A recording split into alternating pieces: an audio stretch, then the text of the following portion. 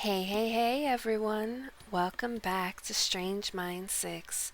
I'm your host Ruby, and today we are going to get back into Beware the Claws That Catch Alice by Christina Henry. But before we begin, I'd like to ask if you can please hit that like button if you haven't already, and hit that subscribe button. It would mean a great deal to me that you join the fam. And without further ado, my dear friends, grab a snack, grab a drink, or sit back and relax. And let's get into chapter 3. She moved aside so they could enter. Hatcher showed no sign of recognition at being called by this name, but he crossed the threshold as though he belonged there nonetheless. "What happened to the girl?" the woman said, crossing to stoke the fire at the edge of the room. Alice shook off Hatcher's arm, staggering toward the flame, that lovely warmth, and fell face down on the rug. She never heard Hatcher's answer, for after that there was blessed darkness. When she woke again, she was in a soft bed on a feather pillow, covered by a blanket of scratchy wool. It had been years since she'd slept in a bed or had a blanket, and for a moment she just luxuriated in the feeling of being comfortable for a change. A candle guttered on a small table across the room. There were no windows. There was a pitcher and a bowl beside the candle. Alice felt sore all over, but clean, and her head was strangely light.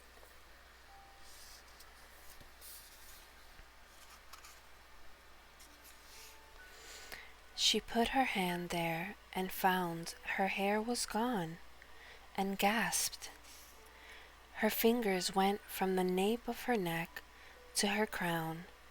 The knotted tangle had been nearly sheared away, leaving silky straight strands barely the width of two of her fingers.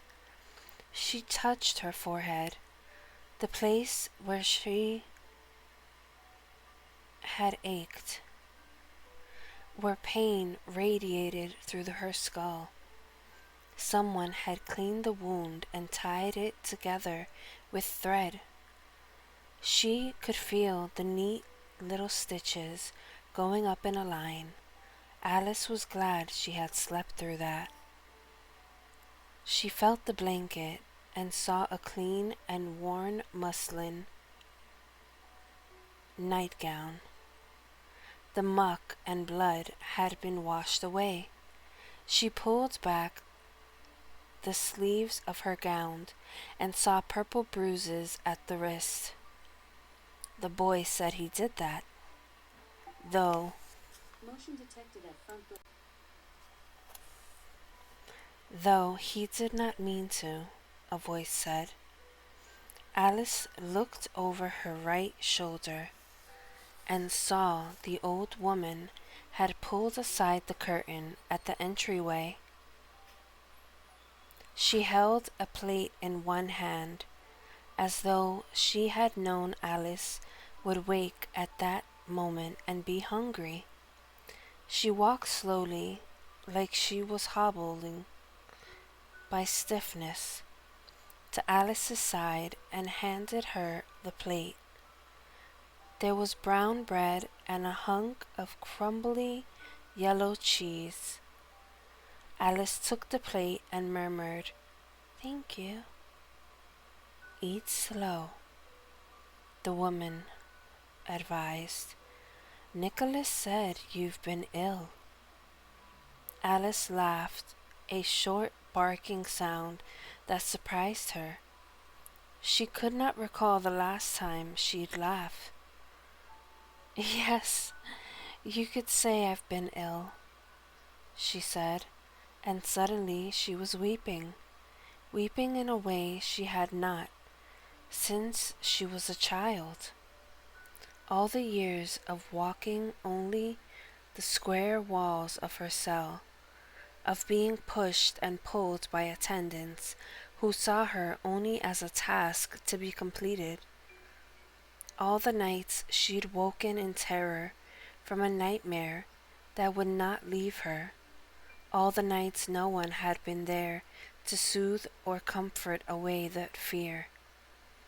All that had happened since the hospital had begun to burn, the smoke and the terror, and the man's hand pushing between her legs. All these things had been stopped up inside her, blanketed by the comforting haze of the powders they dumped in her food every morning and night. The world was abruptly sharp and clear, too clear and too alive. It was terrible beyond words. The old woman did not hold her or offer false words of comfort. She waited with patience and compassionate eyes until Alice had cried herself dry. Then she offered a worn handkerchief, which Alice used to dry her face. Her hands stopped on her left cheek, realizing with horror that her scar was now completely exposed by her shorn hair. "Why did you cut my hair?" Alice asked. It wasn't what she meant to say. She meant to say, "Thank you for washing and feeding me and binding up my wounds," but it had come out differently than she'd intended. You were crawling with vermin," the old woman said, matter-of-factly. "You and the boy, it's likely been years since you noticed it. 'Twas easiest to cut it off as much as we could and scrub the rest out. Besides, Nicholas seemed to think you might be safer dressed as a boy. Considering what he told me happened along the way here, that might be true. You're thin enough to pass for one, and tall too for a girl. Though your face is a mite too pretty, even with that scar you're so concerned about. And in certain places, boys are just as much at risk as girls. Still, Nicholas will be with you." "Who are you?" Alice asked. To Hatcher, I mean." She couldn't bring herself to call him by the name this woman called him. It didn't fit with the man she knew. "My name is Bess, and he's my grandson, though he doesn't remember it," she said. "His mother was my daughter. She left me when she was 19 and then came back 3 years later with him and left him with me, still wrapped in his swaddling clothes. Considering the way her eyes looked, that was likely the best thing." "How did her eyes look?" "Like she was soaring somewhere above the city, like those flying machines the new city folk ride about. She was not tied to the same earth as the rest of us anymore." "So you know what happened to Hatcher then? Why he was in the asylum?" Bess shook her head slowly. "Until yesterday, I had not seen Nicholas's face for 23 years. When he was 17, he took to running with a bad lot. I told him I'd have none of that nonsense beneath my roof, and he left. 'Twas like his mother all over again, and it seemed I'd made the same mistake twice, though I tried my best both times. She paused here, and Alice saw her regrets as clear as if she'd spoken them aloud. I did not hear word of him after he left here, Bess continued. Then 4 nights ago I had a dream that he would return. There's a bit of seeing in our blood, enough to know that our visions are true things. Nicholas has it too. That's why he speaks of the Jabberwock. I thought it was some dream of Hatcher's, Alice said. The old woman looked at her sharply. Did you not see the creature in the fire? Do you not believe the truth of your own eyes? No, I don't. Once I saw a rabbit who was also a man, and everyone said I was a liar. Bess hissed at the mention of the rabbit. Oh, aye. He's real enough, and as bad as they come. You stay away from him, girl. You hear? If you were lucky enough to crawl out of his hole once, you won't be so lucky a second time. Alice was taken back by the old lady's vehemence, and also by her words. You know the rabbit? You know of him? I told you, stay away from him, she repeated. Don't let your curiosity lead you down the garden path. That, I imagine, was what got you into the trouble in the first place. Yes, Alice said quietly. Bess was right, of course. Nothing good would come of being curious about the figure that had haunted her nightmares for years. But there was a small place inside her that glowed with triumph, for they had all said she was mad, talking about a rabbit man. But she'd been right. She was right. Heed me, Bess said. Do not go seeking the rabbit, else you wish for more death and madness. Alice shook her head. I won't, I promise. The old woman looked at her closely, peering into Alice's eyes. She nodded her head, as if satisfied by what she saw there.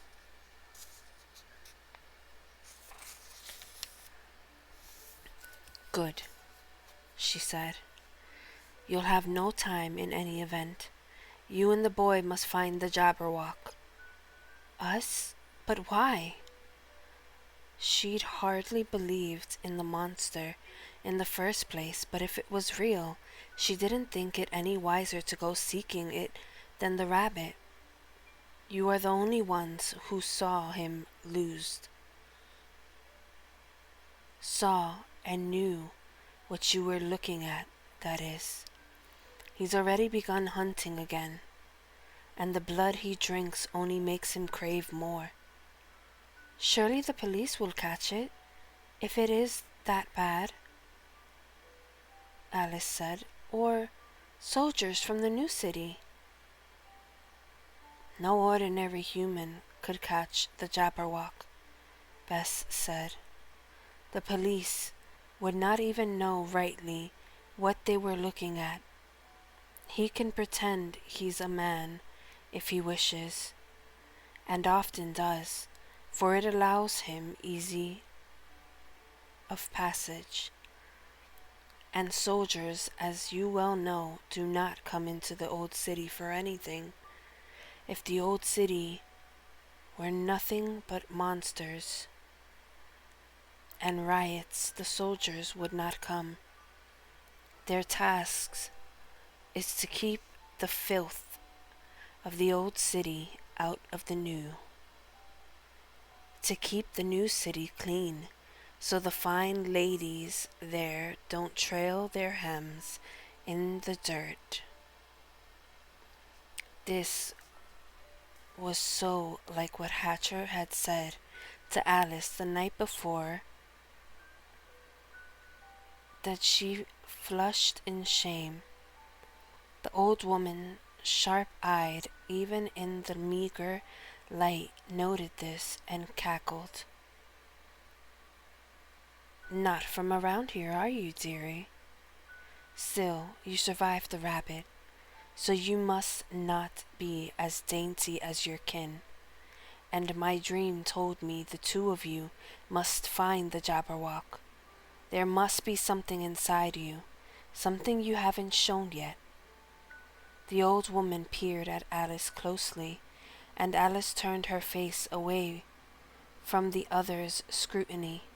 She felt a sudden burning resentment against this woman who had cared for her enough, though she had no obligation to do so. Who was she to say Alice must do this or that? For 10 years she'd been told what to do. 10 years and more. For when she'd been her parents' daughter, they had always been commanding, always correcting, always, "No, Alice, you must not do that. It is unseemly. You must not keep that friend. She is not appropriate." She had never had freedom to be who she liked and do as she chose. And now here was this strange person telling her that she still had no freedom. She did not have to seek out a murdering nightmare if she did not wish to, and no grandmother, seer or not, would tell her otherwise. The old woman put her fingers on Alice's chin and turned the girl's face toward her. "Nay," she said. "Do not think you can turn away from your fate. I have seen it, and once foretold, it cannot be undone. If you go chasing your freedom, your fate will only follow you there and drag you back." Alice's cheeks were wet again. "It's not fair." "Fair or not, it is what it is," Bess said, standing. "You'll go and see Cheshire, up in Rose Way. He'll help you, point you where you ought to be. Nicholas will be back soon. You should dress." She pointed to a bundle of clothes hanging from a peg just next to Alice's bed.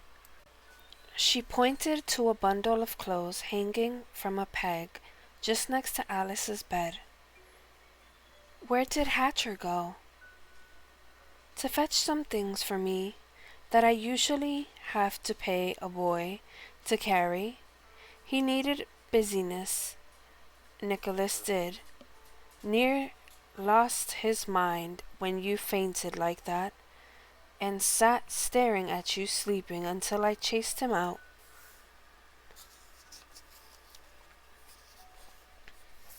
Bess left, and Alice sat staring at her hands. She held the plate of bread and cheese, having taken only a bite of each. The old woman's word still rang in her ears. "If you go chasing your freedom, your fate will only follow you there and force you back." Why was she, Alice, the one who must find the Jabberwock? There was nothing special about her. And what were she and Hatcher to do when they find him? Hatcher might have a gift of seeing, but he was no magician, and neither was Alice. She took another bite of bread and thought. The bread was good, far better than any food she'd eaten at the hospital. Her hunger was abruptly overwhelming, and she jammed the rest of the bread in her mouth, unable to chew fast enough. She was so hungry. She had never been so hungry. The bread disappeared in the blink of an eye. When she looked at the cheese, her stomach suddenly heaved like the day before. She dropped the cheese to the plate, threw off the blanket, and ran to the table. The bare floor was cold against her bare feet. The pitcher was half filled with water, as she hoped, and she lifted it to her lips, guzzling down as much as she could swallow. The water was so icy that it burned her parched throat, made her chest cramp from the cold.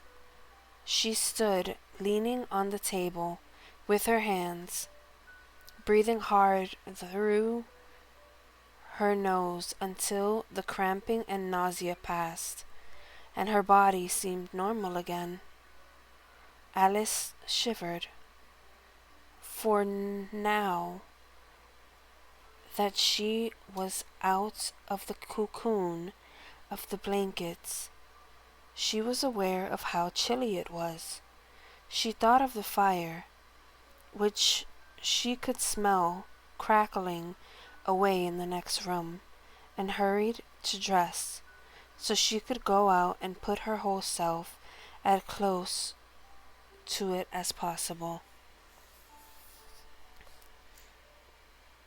The bundle of clothes was revealed to be a man's wool pants, a rough white pullover shirt, and a gray jacket and cap. Alice spread all these things on the bed and tried not to think of the fine dresses she used to wear before, when she lived in the new city. That life is gone, and anyhow, this is better than what you wore at the hospital. She pulled the nightgown over her head and paused, getting a good look of the state of herself. There was a large purple bruise around the slight curve of her right breast, and abrasions down her stomach and thighs. There were matching purple finger marks on the side of her legs, and the tops of her feet were scraped raw.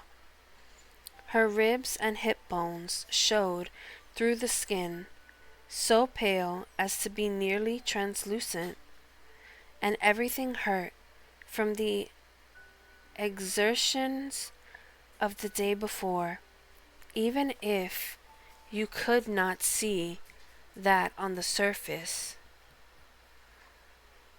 It had been years since she had walked so far, and she had certainly never jumped out of a third-story window into the river. She looked up, her eye attracted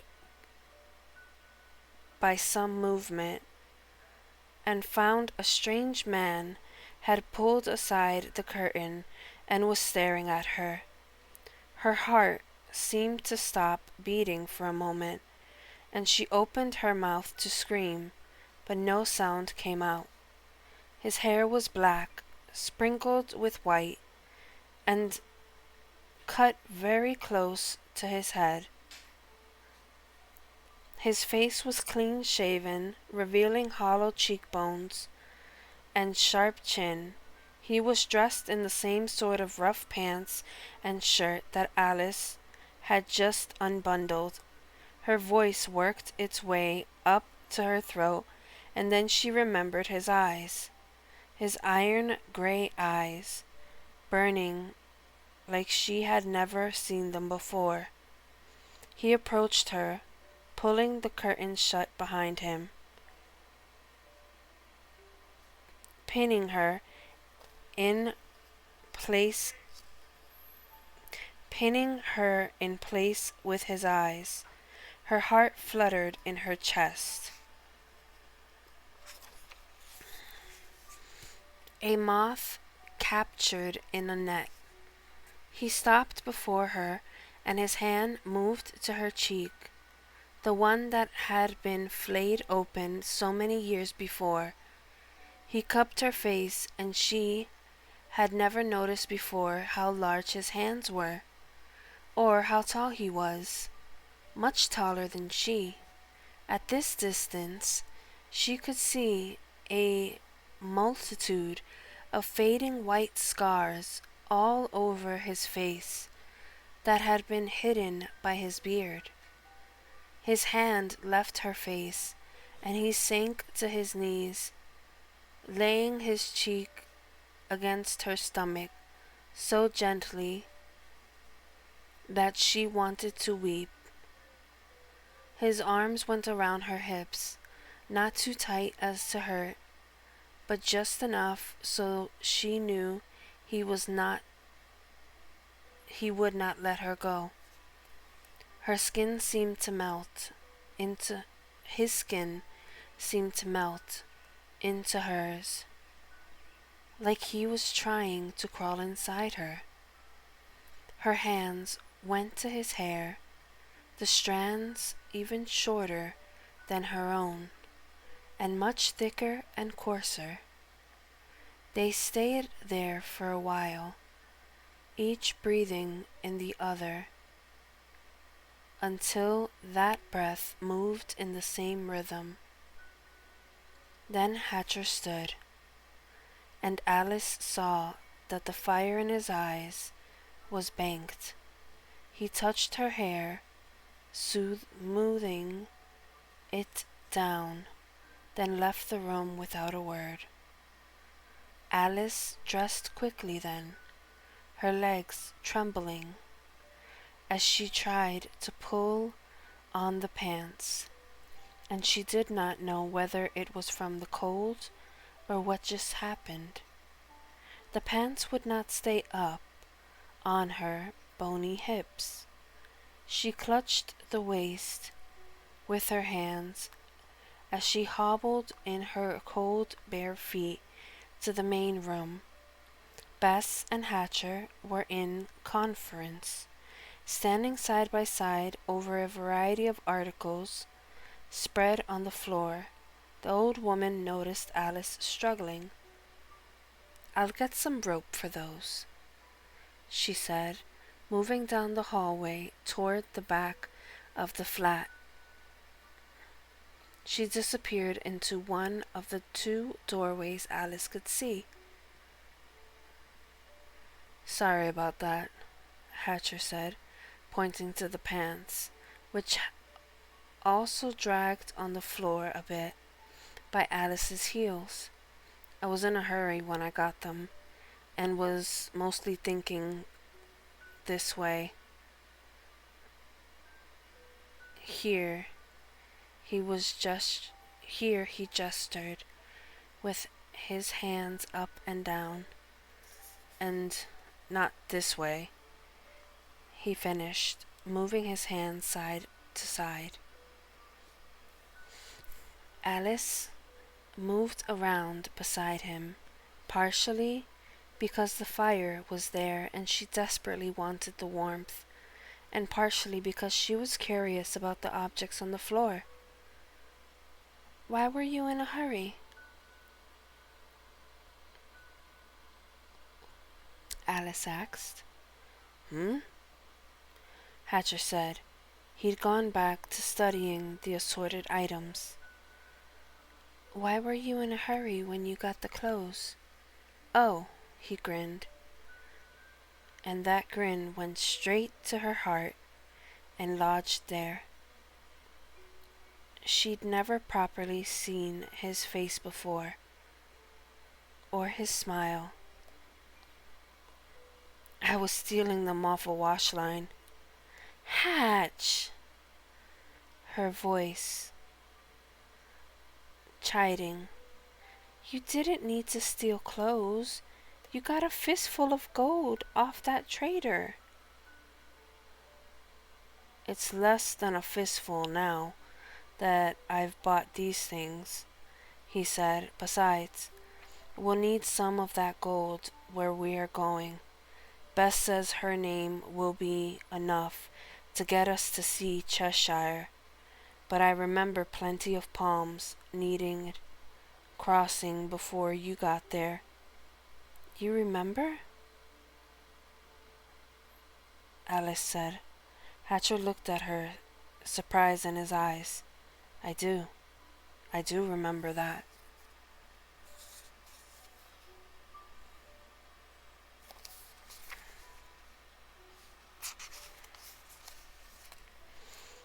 Just that or other things? Just that for now, he said. It's like I can only recall what I need to at the moment.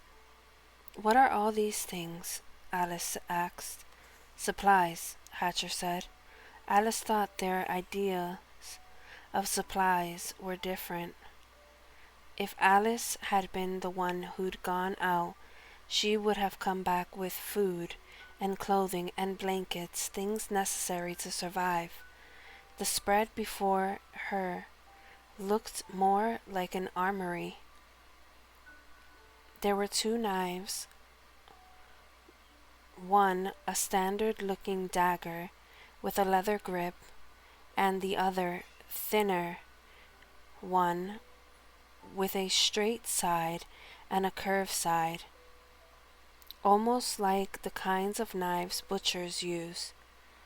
There were several coils of rope of different thicknesses and lengths.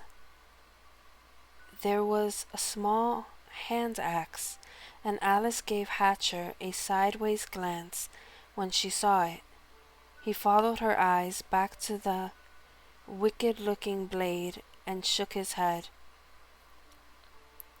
It doesn't make me remember.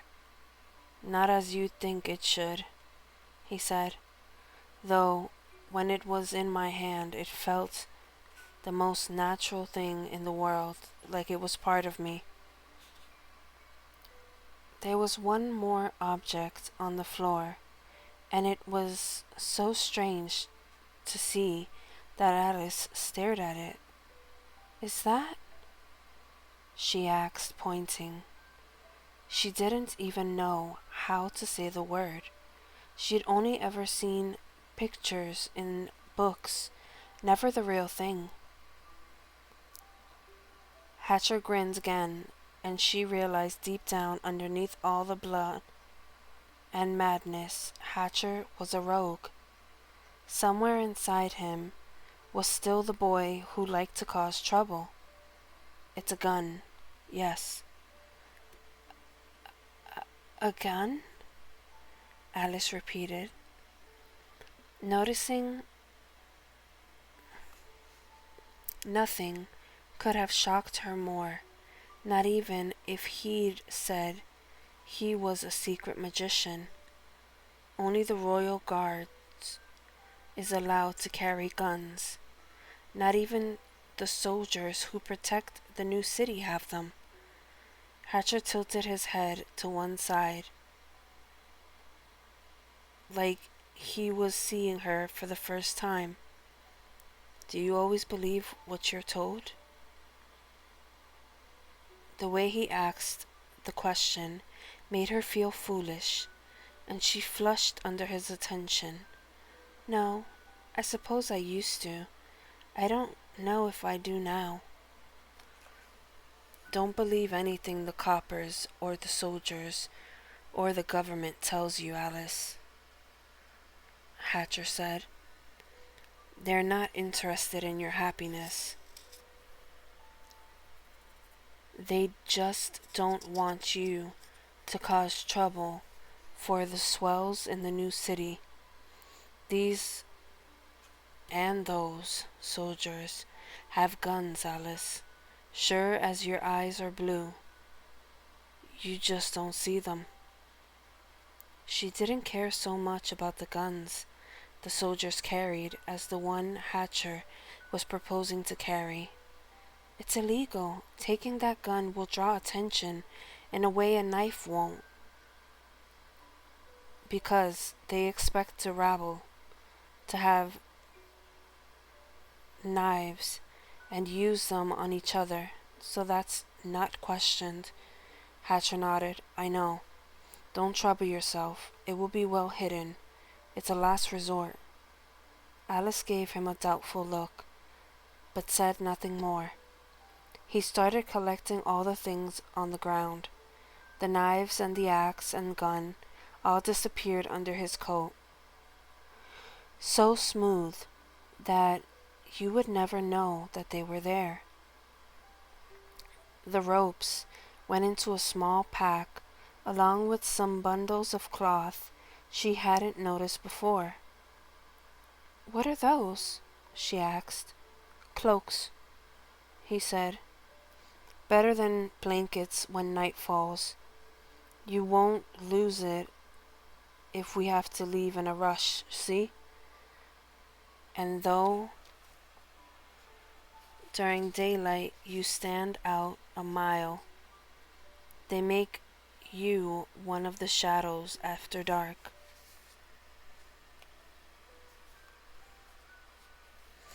So, he had considered something besides the violent defense of their lives, Alice thought. She was so warm by this fire she never wanted to leave, so she didn't want to think about what was going to happen when they walked out that door. It was true that they were discovered. It was true that if they were discovered to have escaped from the hospital, there would be plenty of trouble. But if Hatcher were caught with a gun, he would be executed. No trial, no semblance of justice. Likely they would shoot him with his own weapon. Her head jerked up, then from her contemplation, and she stared. What is it? He asked. You bought the gun so you wouldn't have to go back to the hospital, she said, and she was a little surprised to hear the anger, the accusation in her voice.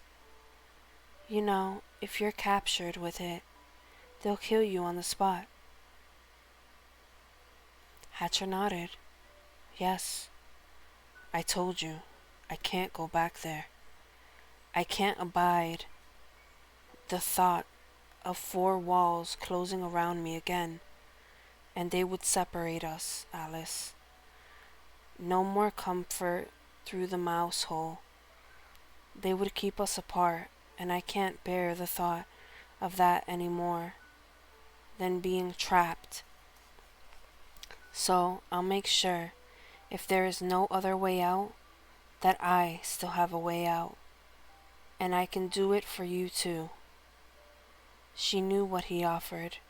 He would kill her first, with the gun, or the knife, or his fists if he had to, and make certain she was never trapped in that cage again.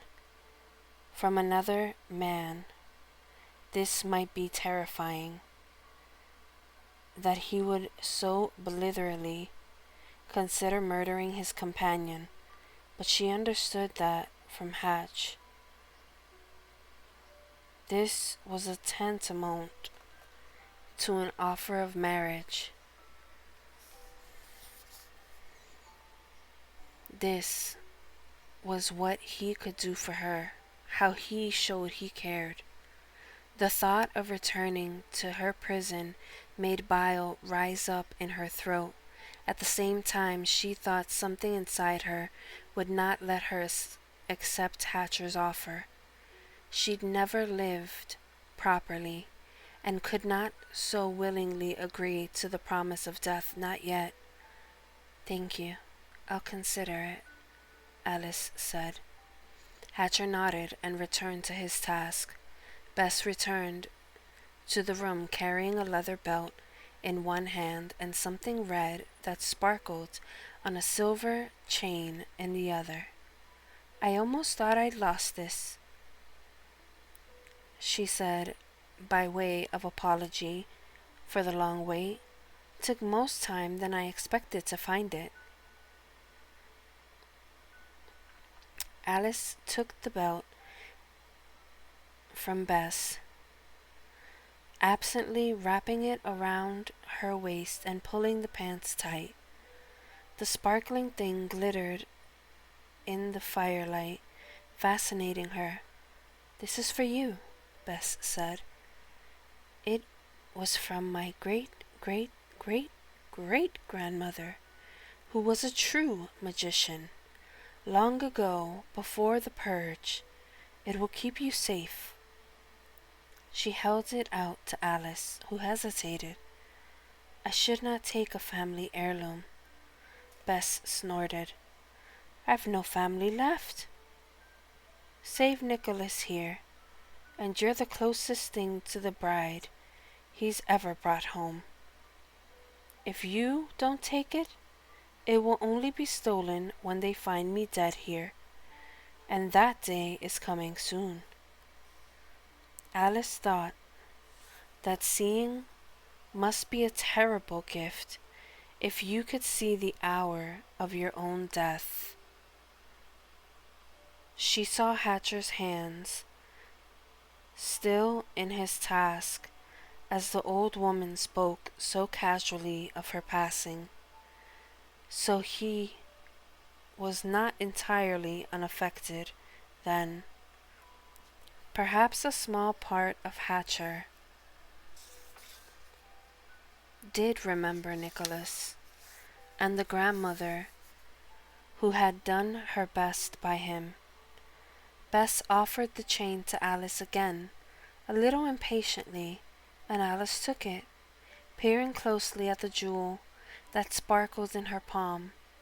It's a rose, she said, and suddenly she felt like she was drowning in memory. Rows of scarlet roses marching through the garden. Rows of roses on the dress she wore the day she snuck away from a door. My mother, she began, and for a moment felt she might swoon again. My mother loved roses. She grew them like magic. No one's roses were as lovely as hers. She would hardly permit the gardener to help her. She did not say the other thing, the other memory that had leapt to the fore, but kept it in her secret heart.